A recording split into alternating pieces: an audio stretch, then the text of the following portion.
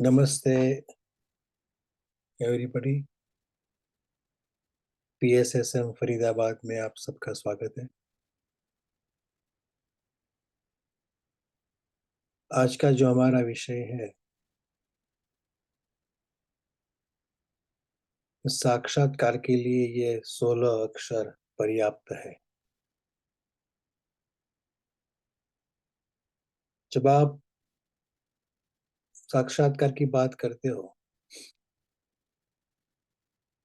या तो फिर जो भक्ति मार्ग को फॉलो करते हैं वो परमात्मा के साक्षात्कार की बात करते हैं।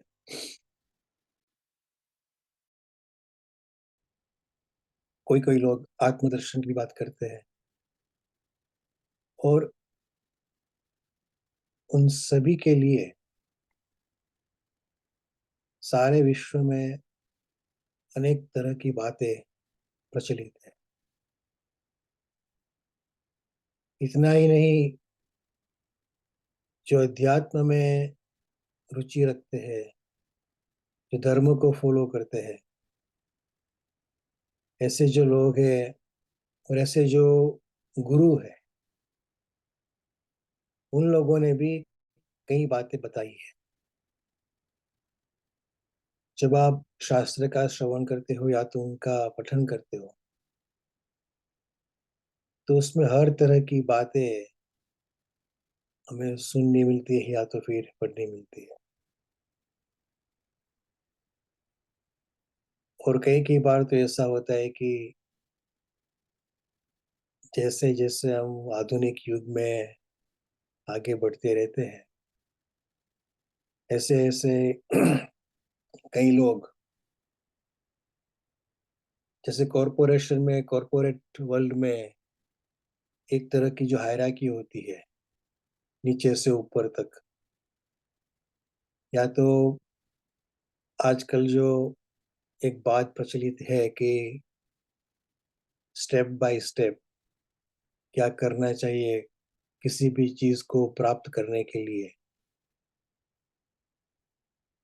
उसी तरह की हायरार्की या तो उसी तरह की जो स्टेपिंग गाइड है वो अध्यात्म के लिए भी कई लोग बना देते हैं कि सबसे पहले ये कीजिए, उनके बाद वो कीजिए, फिर ये कीजिए।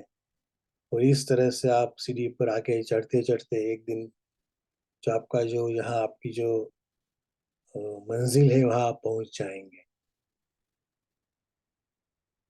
तो हर तरह की बातें हमें शास्त्र में से या तो दुनिया में से सीखने को या जानने को मिलती है। और आश्चर्य की बात यह नहीं है कि सभी लोग यही दावा करते हैं कि यही मोक्ष का या तो साक्षात्कार का या तो आत्मदर्शन का या तो परमात्म दर्शन का, परमात्मा प्राप्ति का मार्ग है। क्योंकि हरेक को ऐसा ही लगता है कि जो मार्ग पर वो चलते हैं वो ही मार्ग सही है। वो तो ठीक है, जब तक आप ऐसा मानते हो कि आप जो मार्ग पर चल रहे हो वही मार्ग सही है। लेकिन साथ साथ ऐसा भी मानने वाले लोग होते हैं कि जो मार्ग पर वो चल रहे हैं वही मार्ग श्रेष्ठ है। वो दूसरों को जो मार्ग है, दूसरे के जो मार्ग, वो कनिष्ठ है या तो न्यून है। तो इस तरह की बातें हम हर जगह से सुनते रहते हैं। और फिर जो मुमुक्षु होते हैं, जिसको कुछ पाने की या तो फिर अपना जो मूलभूत स्वरूप है उनकी अनुभूति करने की आकांक्षा है, वो मुमुक्षु सभी बात को सुनकर चकरा जाते हैं। कौन सच है, कौन सच नहीं है, और उसी बारे में या तो वो सोचते रह जाते हैं या तो फिर वो छोड़ देते हैं, या तो फिर उनकी प्रकृति को जो अच्छा लगे उनके अनुसार वो मानना शुरू करते हैं और उसको फॉलो करना शुरू करते हैं। समंदर में मोती भी होते हैं और मछलियां भी होती है, छिप भी होते हैं और विष भी होता है। और यदि वो अध्यात्म की बात वो समंदर नहीं है, फिर भी जो कुछ बात कही गई है, सुनी गई है, उसके लिए हम हमारी एक जो निर्बलता वो क्या है कि हम ऐसा मानते हैं कि जो कुछ भी पुराना है वो सोना है, ओल्ड इज गोल्ड, ऐसा हम मानते हैं। क्योंकि 100 साल पहले, 200 साल पहले, 500 साल पहले, 1000 साल पहले या तो 5000 साल पहले इस व्यक्ति ने, इस शास्त्र ने ये बात बताई थी, इसीलिए वही सच है, क्योंकि वो पुराने जमाने में बताई गई थी। और जैसे जैसे जमाना आधुनिक होता जाता है, तो हम ऐसा सोचते हैं कि ये तो नई नई बात है, वो सच नहीं हो सकती। अध्यात्म में कोई बात पुरानी भी नहीं है, कोई बात नई भी नहीं। अध्यात्म में जो बात है वो है, चाहे वो पुरानी हो, मध्य युग की हो, या तो आज की हो, या तो आने वाले कल की हो। तो हमें इस बात का ग्रहण करना चाहिए, उस बात का स्वीकार करना चाहिए कि जो बात सच हो। और फिर से वही प्रश्न आ गया, क्योंकि सच वो तो सापेक्ष है। जो आपको इंग्लिश में 6 दिखाई देता है, वो सामने वाले को 9 दिखाई देगा। हमारा सच, हमारी संस्कृति, हमारी विचारधारा, हमारा ब्रॉटअप और हमारी प्रकृति उस पर आधार रखता है। कोई ऐसा नहीं मानता कि वो सच नहीं है, वो गलत ही है। जिसको आप सच कहते हो वो दूसरों की आंखों में शायद झूठ भी हो सकता है, और जिसको हम झूठ कहते हैं वो अन्य की आंखों में सच हो सकता है। तो इसीलिए धर्म के बारे में, अध्यात्म के बारे में जब बात बताई जाती है, तो उन बातों में से अनेक तरह की विचारधारा उत्पन्न होती है। और इसीलिए इस दुनिया में अनेक तरह के संप्रदाय उत्पन्न हुए हैं। इतना ही नहीं, एक ही धर्म होता, जैसे कि आप सनातन धर्म की बात करो, तो सनातन धर्म में भी अनेक तरह की विचारधाराएं हैं। शंकराचार्य जी ऐसा मानते हैं कि एक अद्वैत ही है। तो रामानुजाचार्य वो विशिष्ट अद्वैत को मानते हैं कि अद्वैत तो सही, लेकिन वो पूरा अद्वैत नहीं है, कुछ बचा खुचा भी अद्वैत है। या तो फिर मध्वाचार्य हो, निम्बार्काचार्य हो, जो द्वैत में और द्वैत और अद्वैत दोनों में मानते हैं। या तो फिर वल्लभाचार्य जी हो, वो केवल शुद्धाद्वैत में मानते थे, वो केवलाद्वैत।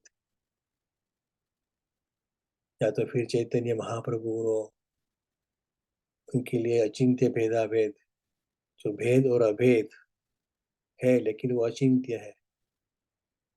इस तरह की कई बातें हर एक व्यक्ति करती है, वो एक ही धर्म में मानती है।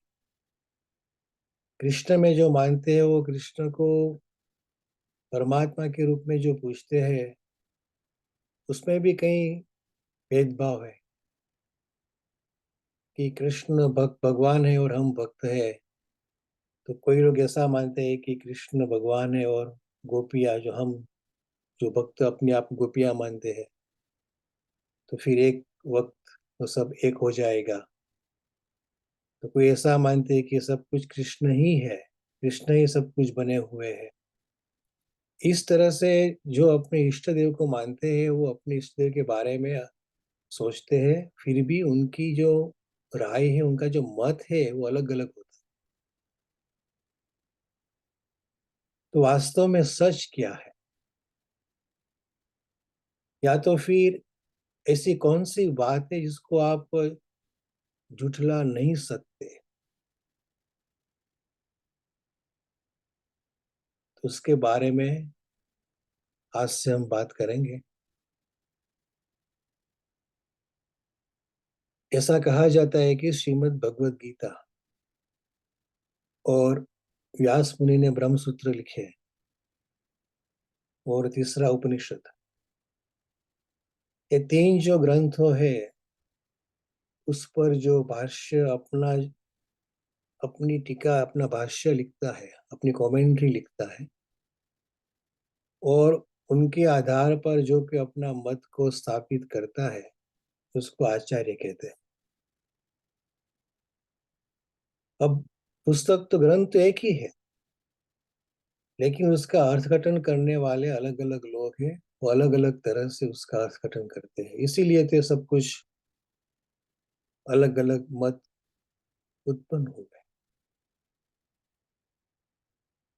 लेकिन यदि हम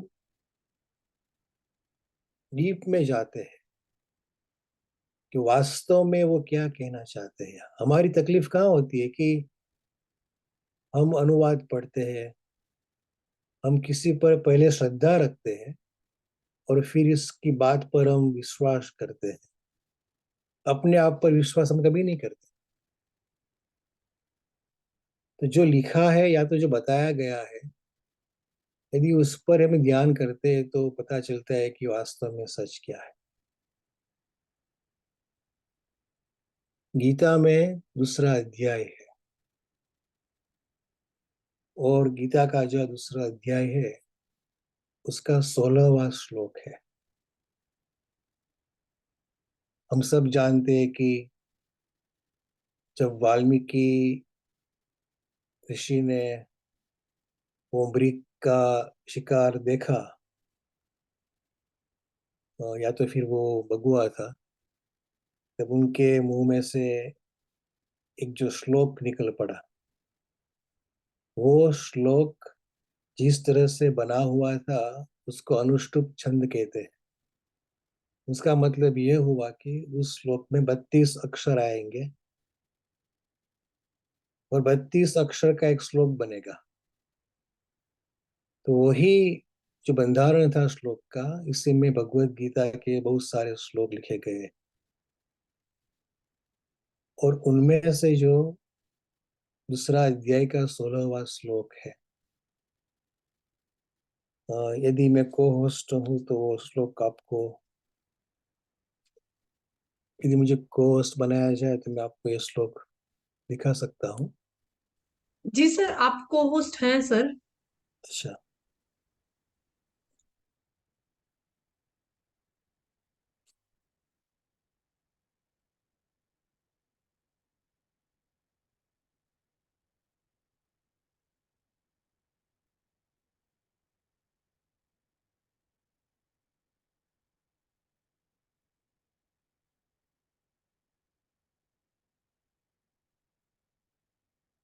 आप देख रहे होंगे कि यहाँ एक श्लोक लिखा हुआ है, ना सतो विद्यते भावो, ना भावो विद्यते सतः। उसका जो सीधा अर्थ है कि नो एग्जिस्टेंस ऑफ अनरियल, जो असत है उसका अस्तित्व नहीं है, और no non existence of real, जो सत है उसका अनअस्तित्व मतलब अभाव नहीं है। सत का अभाव नहीं है और असत का अस्तित्व नहीं है। The unreal does not exist. The real never ceases to be. असत्य का अस्तित्व नहीं है और सत्य कभी भी उसका नाश नहीं होता। सत्य का अनस्तित्व कभी नहीं होता। ये 16 अक्षर का एक श्लोक है। यदि हम इस श्लोक को समझ सकते हैं, और किसी को भी जो कुछ भी साधना करनी हो, हम बहुत तरह की साधना करते हैं। आप दुनिया में देखेंगे कि हर एक प्रकार की साधना किसी न किसी व्यक्ति ने पहले की है, अभी भी करते हैं और भविष्य में करते रहेंगे। जब अर्जुन को विषाद प्राप्त हुआ और उन्होंने हथियार डाल दिए, उसी वक्त कृष्ण उनका उपहास करते हुए बोलते हैं कि तू भाषा तो बोलता है पंडित की, लेकिन तेरा जो बर्ताव है, तेरी जो वर्तणूक है, वो पंडित जैसी नहीं है। पंडित मतलब जो पंडित का मतलब ये नहीं कि जो बहुत कुछ जानने वाला होता है। पंडित का मतलब होता है कि जिसको सत्य और असत्य की विभावना का ख्याल हो, कि ये सत्य है और ये असत्य है। तू भाषा तो ऐसी बोलता है, लेकिन तू जिस तरह से बिहेव कर रहा है, वो तेरी भाषा के साथ मिलता नहीं है। और फिर उसके बाद श्री कृष्ण ने शुरुआत जब की अर्जुन को उपदेश देने की, उसका पहला श्लोक, सबसे पहला श्लोक ये था, ना सतो विद्यते भावो, ना भावो विद्यते सतः। असत का अस्तित्व नहीं है, और सत्य का अभाव नहीं है।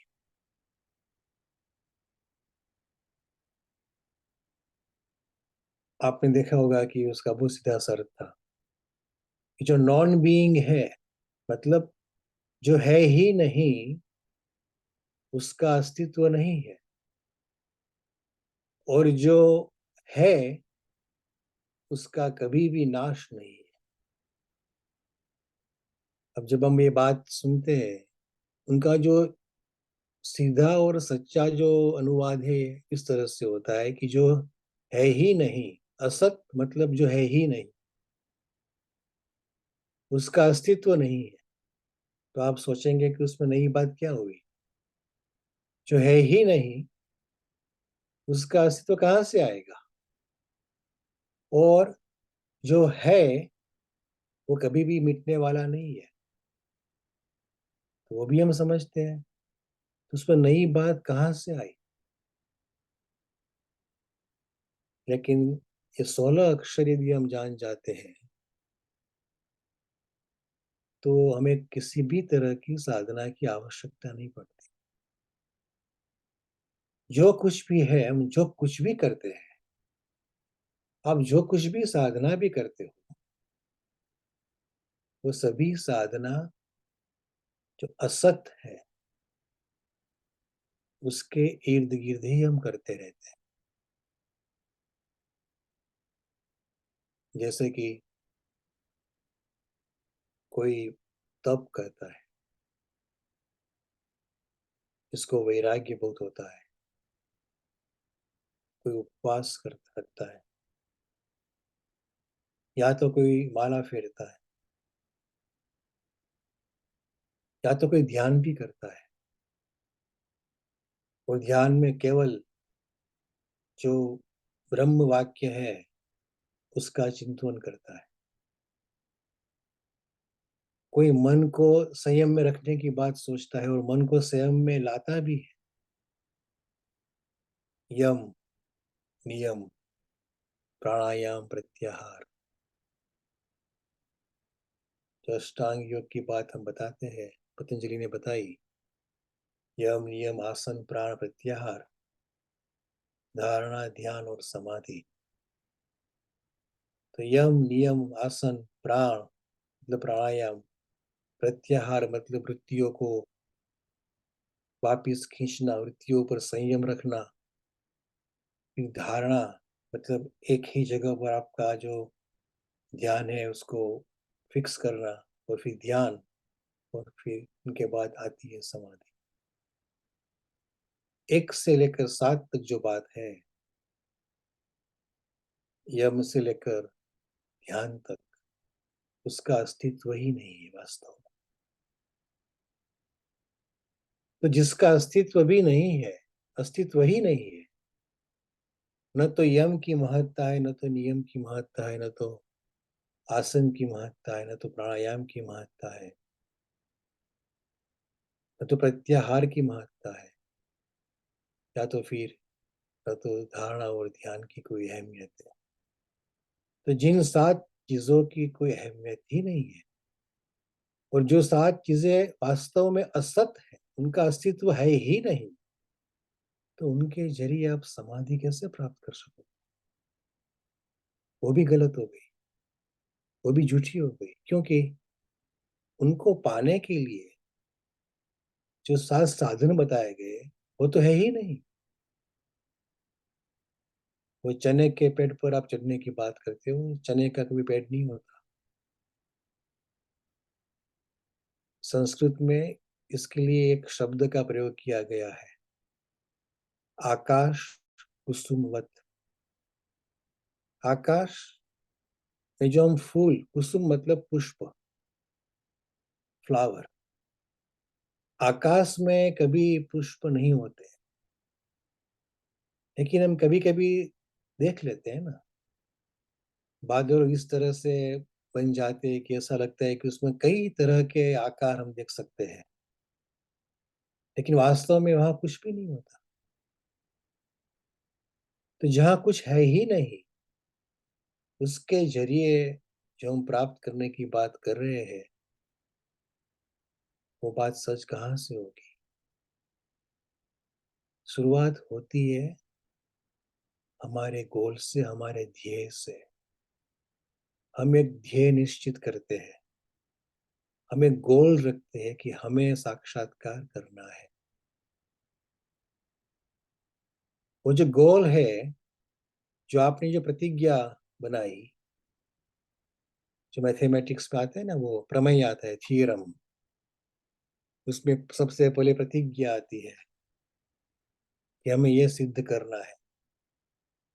फिर उसके बाद जो पक्ष आता है, और फिर आप किस तरह से उसको ये सिद्ध करते हो कि 1+1=2, और फिर आप कहते हो कि इति सिद्धम, हमने साबित कर दिया कि 1+1 2 हो गया। आपकी प्रतिज्ञा वही थी शुरुआत से ही, कि 1+1 को 2 साबित करना है। वो प्रतिज्ञा ही गलत होती है। जब हम कहते हैं कि हमें साक्षात्कार करना है, या तो हमें हमारे स्वरूप की अनुभूति करनी है, बात चली जाती है एक तो भविष्य में, और दूसरी बात ये होती है कि आप कभी भी, आपको कभी भी असाक्षात्कार था ही नहीं। आप कभी भी बंधे हुए थे ही नहीं। आप कभी भी किसी के शिष्य, भक्त, गुलाम, डिसाइपल, फॉलोअर थे ही नहीं, और हो भी नहीं। तो जो प्रतिज्ञा है वही गलत। इसीलिए इस श्लोक में बहुत सीधी सी बात कही है, ना सतो विद्यते भाव। जो है ही नहीं, उसका अस्तित्व नहीं है। बात बहुत सरल है ना। जो है ही नहीं, न असत विद्यते भावो। असत की, असत का कोई अस्तित्व है ही नहीं। क्यों नहीं है? क्योंकि वो असत है, वो नॉन बीइंग है, वो रियल नहीं है। जो आप देख रहे हो, कल मैंने किसी ने एक वीडियो भेजी थी। मैं ऐसा नहीं कह सकता हूँ कि वो 100% सही थी, लेकिन उसमें आवाज की फ्रीक्वेंसी दी गई थी। हम जानते हो कि आवाज को हम मापते हैं हर्ट्ज में। तो उसमें आवाज की फ्रीक्वेंसी दी गई थी। उसमें किस तरह की बात थी कि जैसे आप वो वीडियो शुरू करते हो तो उसके साथ एक आवाज, एक सायरन जैसी आवाज आपको सुनाई देती है। और जैसे जैसे उनकी फ्रीक्वेंसी हाई, उनकी पिच हाई होती जाती है, ऐसे ऐसे एक नंबर भी सामने जो रखा हुआ होता है वो बदला जाता है, अपने आप बदलता है। वो जो नंबर है वो आपकी उम्र, आपकी एज कितनी है वो दिखाता है। और जो आवाज की पिच है, जब आप वो आवाज नहीं सुन सकते, इसी वक्त जो नंबर आपके सामने वो स्क्रीन पर दिखाई देता है, इतनी आपकी आयु है, मतलब आपकी उम्र इतनी है। तो जब आप वो वीडियो आप शुरू करते हो तो आपको आवाज सुनाई देगी शुरुआत में, और फिर धीरे धीरे धीरे धीरे वो सुनाई देनी बंद हो जाती है। तो जिस वक्त वो सुनाई देनी बंद हो गई, उस वक्त आप उनके नंबर देखते हो तो बहुत सारे लोग ऐसे कहते हैं कि उनकी बात सच हुई कि भाई वो 50 साल के थे, वो 50 साल, 50 का नंबर है और उनको सुनाई देना बंद हो गया, और वो 50 साल के ही है। तो किसी ने बताया कि वो 40 पर अटक गए, किसी ने बताया वो 55 पर फिर से सुनाई देने दिया उनको। तो वो तो हम देख सकते हैं, मैंने भी प्रयोग किया तो बात तो सही निकली। और फिर मेरे बेटा बेटी ने प्रयोग किया तो वो मुझसे ज्यादा सुन सकते थे। इसका मतलब क्या हुआ कि जो उनके लिए अस्तित्व में है, जो आवाज, जो हाई फ्रिक्वेंसी पिच उनको सुनाई देती थी, वो मुझे नहीं सुनाई दी। उसका मतलब क्या हुआ कि मेरे लिए वो आवाज नहीं है। तो मैं तो वही मानूंगा ना कि वो ऐसी आवाज है ही नहीं। लेकिन वो लोग कहेंगे कि नहीं, आवाज तो है, मुझे सुनाई नहीं दी। गरुड़ जो होता है, बाज पक्षी जो होता है, वो आकाश में 1 मील से ऊपर से देख सकता है,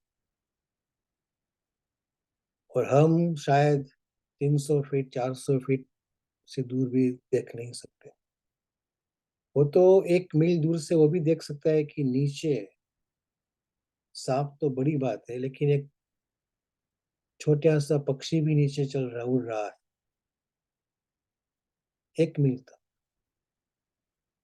और हम बहुत तो 500 फीट दूर देख सकते हैं, या तो फिर 1000 फीट। जब आंखों को चश्मा लगता है ना, तो जो हमें नहीं दिखाई देता वो दूसरे को दिखाई देता। यदि किसी की एक्सरे आंख होती है तो वो तो यही कहेगा ना कि ये जो आप जो बात बता रहे हो कि ये स्नायु है, लहू है, ऐसा कुछ नहीं है, केवल हड्डियां ही है, दूसरा कुछ भी नहीं है। और मान लीजिए किसी के पास कोई माइक्रोस्कोपिक आंखें आ गई, तो वो तो ऐसा ही कहेगा ना कि कुछ भी नहीं है, केवल और केवल अणु और परमाणु ही है, एटम ही। और उससे भी आगे बढ़ के मान लो किसी के पास इस तरह की आंखें आ गई कि उनसे भी परे देख सकता है, उसकी अनुभूति कर सकता है, तो वो क्या कहेगा कि कुछ भी नहीं। आप जिसको सत्य मानकर बैठे हो, जिस कुर्सी के लिए आप झगड़ा कर रहे हो, दाव पेच खेल रहे हो, वो कुर्सी वास्तव में वहां है ही नहीं। तो आप क्यों झगड़ा कर रहे हो? लेकिन जो लड़ाई करते रहते हैं उसको तो वो दिखाई देती है। तो उसका मतलब क्या हुआ कि हम जो देख रहे हैं वो हमारी लिमिटेशन है। मुझे जो आवाज सुनाई दी, इतनी ही आवाज मैं सुन सकूंगा। उससे परे उनकी हाई पिच की फ्रिक्वेंसी की आवाज में नहीं सुन सकता, तो वो मेरी लिमिटेशन है, वो मेरी मर्यादा है। तो सत्य सापेक्ष हो गया। जिसको मैं सत्य मानता हूं वो सभी के लिए सत्य नहीं होता, क्योंकि मेरे लिए जिसका अस्तित्व नहीं है वो नहीं है। बहुत सीधी सी बात बताई कि जिसका अस्तित्व नहीं है वो है ही नहीं। फिर भी हम हर तरह की साधना के पीछे दौड़ते रहते हैं। किस तरह से हम इस प्रकार के सद्गुण को हमारे जीवन में उसका आविष्कार करें, उसके पीछे हम दौड़ते रहते हैं। हम किस तरह से, किस मुद्रा में बैठे, इस तरह से इस मुद्रा में बैठने से मन स्थिर होता है, इस तरह का संगीत रखने से मन स्थिर होता है। लेकिन संगीत भी हमारी आंख, हमारे जो कान है, हमारे सुनने की जो शक्ति है उस पर डिपेंड करता है ना। यदि किसी की श्रवण इंद्रिय काम नहीं करती, उसके लिए कुछ भी आवाज ही नहीं है, तो क्या उसके लिए साक्षात्कार का मार्ग बंद हो गया? कोई अंधा है तो क्या उसके लिए अनुभूति बंद हो गई? वास्तव में हम जो देख रहे हैं, हम जो सुन रहे हैं, जिसको हम सत्य मानकर चलते हैं, उनमें से किसी का भी अस्तित्व है ही नहीं।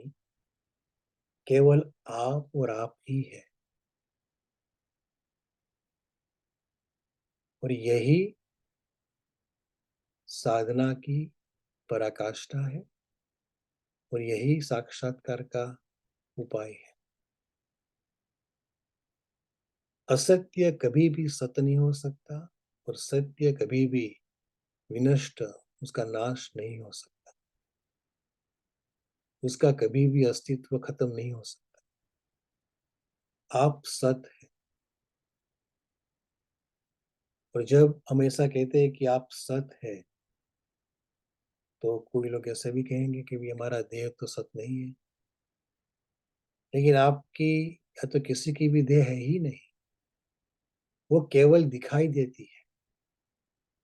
जब समंदर का पानी बहुत ठंड होने से, हम जानते हैं कि उत्तर की दुनिया में, मतलब जो नॉर्थ हेमिस्फीयर है, उस उस विश्व में जब विंटर आता है, तो सर्दी की मौसम में नदी का पानी, तालाब का पानी, कहीं कहीं तो समंदर का जो किनारा जो होता है उसका पानी भी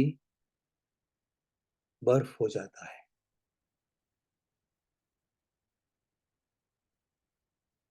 जब पानी बर्फ हो जाता है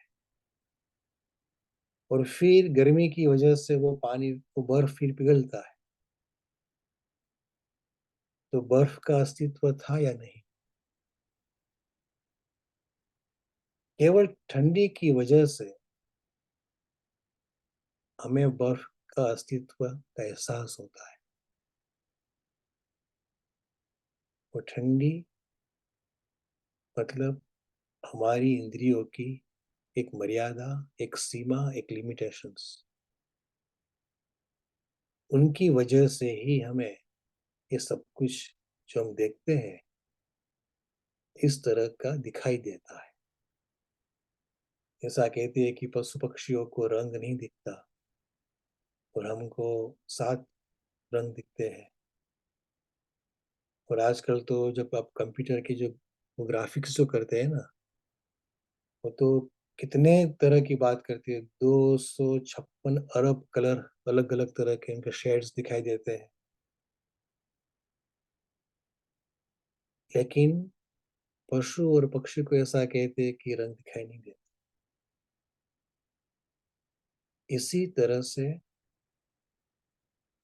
जो बात वास्तव में है ही नहीं, वो बात हमें केवल हमारी इंद्रियों की जो सीमा है उनकी वजह से दिखाई देती है। यदि ये बात हमारी समझ में आ जाती है कि वास्तव में कुछ है ही नहीं, और जो कुछ भी दिखाई रहा है वो केवल हमारी इंद्रियों की मर्यादा है,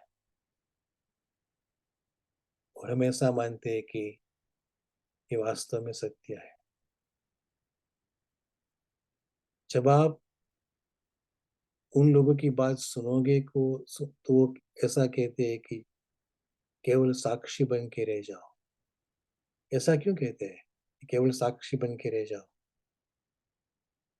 क्योंकि जो कुछ भी हो रहा है, जो कुछ भी दिखाई रहा है, वास्तव में है ही नहीं।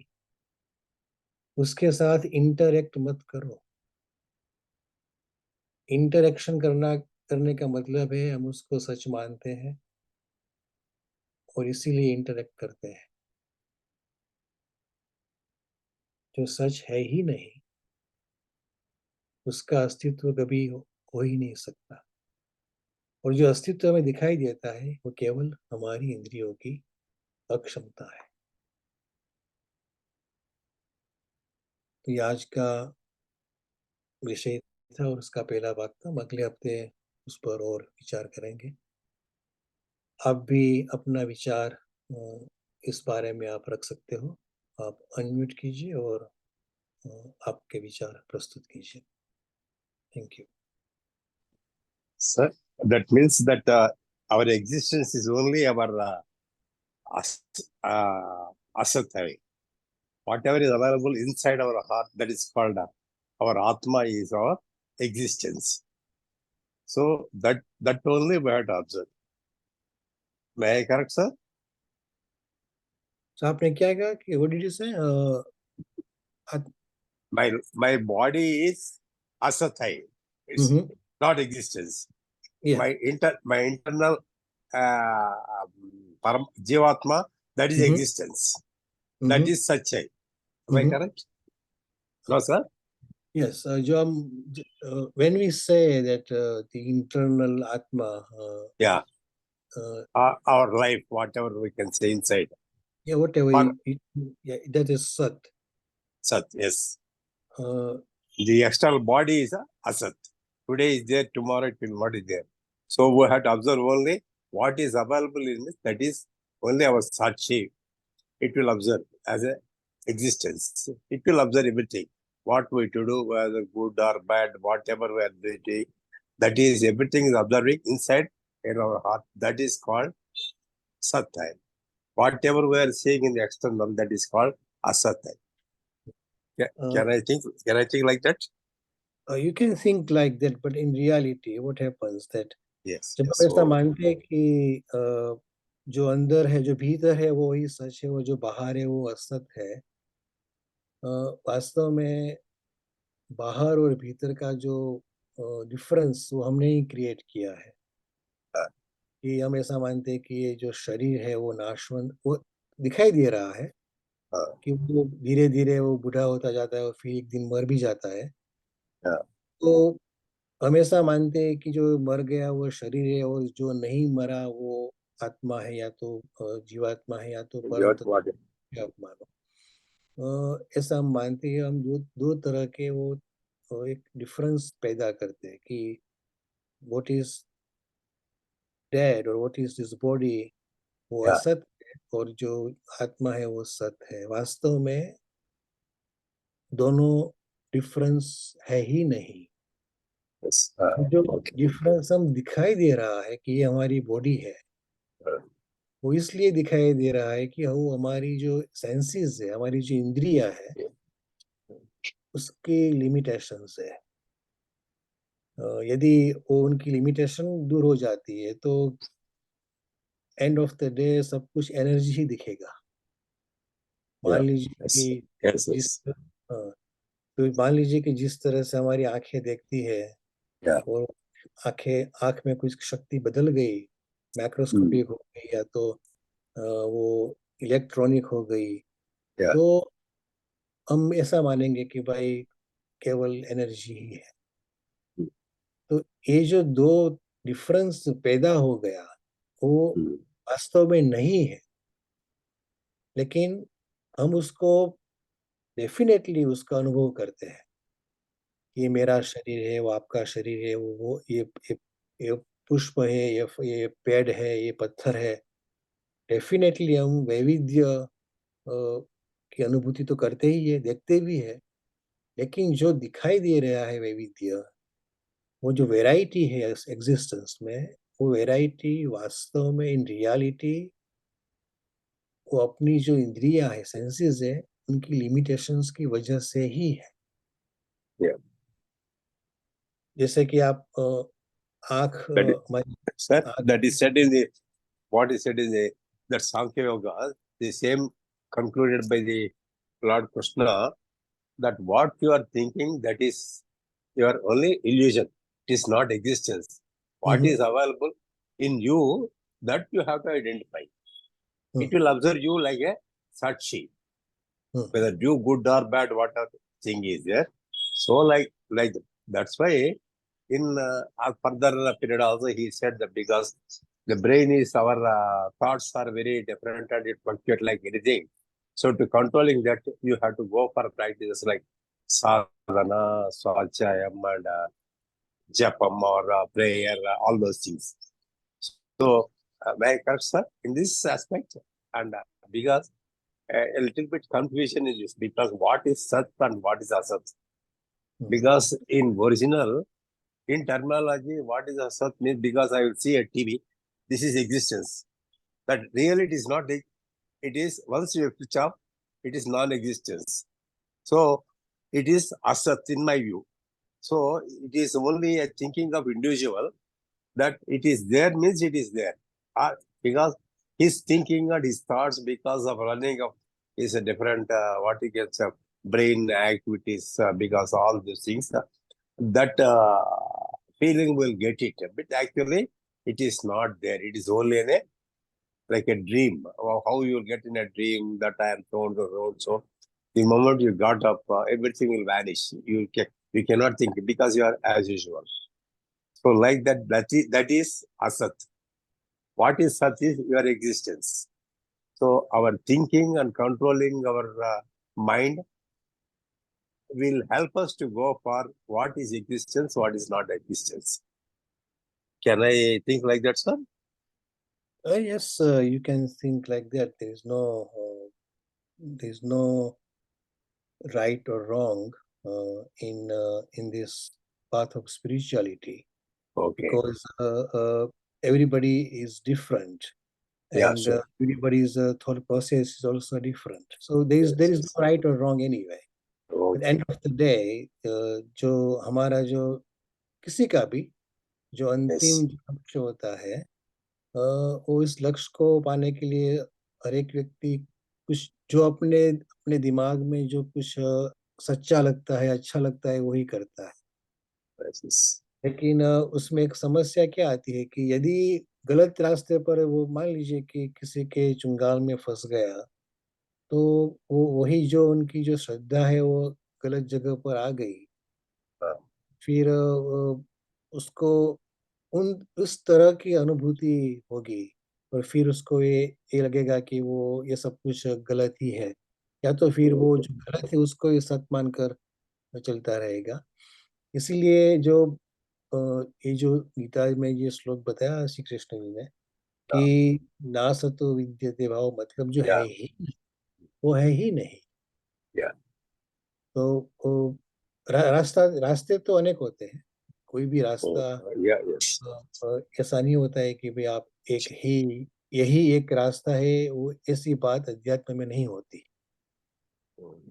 और हर तरह की जो विचारधारा है, Oh, यदि अ, उस पर कोई भी व्यक्ति विचार करता है कि वास्तव में तो केवल एक ही परम तत्व है, उसके अलावा कुछ भी नहीं है, oh, और उस परम तत्व की अनुभूति किस तरह से करे, तो उनके लिए रास्ते अनेक हो सकते हैं, लेकिन okay, लक्ष्य तो एक ही है ना। okay, okay. Sir, can you repeat this in next week? Some elaboration to get it. Yeah, we will continue clarification. this. Yeah, we will continue this slok for next week as well. Okay. Yes. Okay. Thank you, sir. Thank you.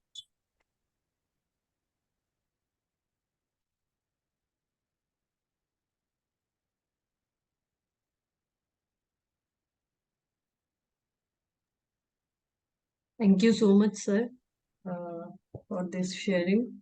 और किसी को कुछ पूछना है sir से या कुछ अपना अनुभव शेयर करना है, कुछ ऐड ऑन करना है तो प्लीज अनम्यूट करके कर सकते हैं।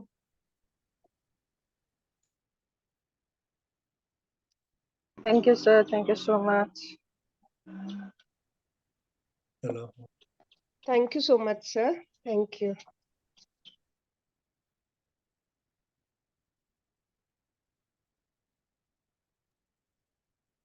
जी सर, सेशन एंड करें सर? अवश्य, डेफिनेटली।